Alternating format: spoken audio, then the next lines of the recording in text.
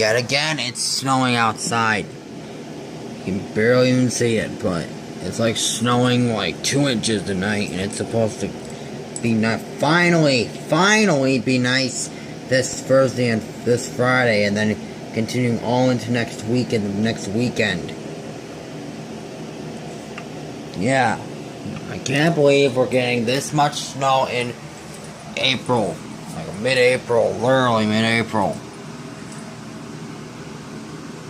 So yeah, this is just crazy what snow we're getting today.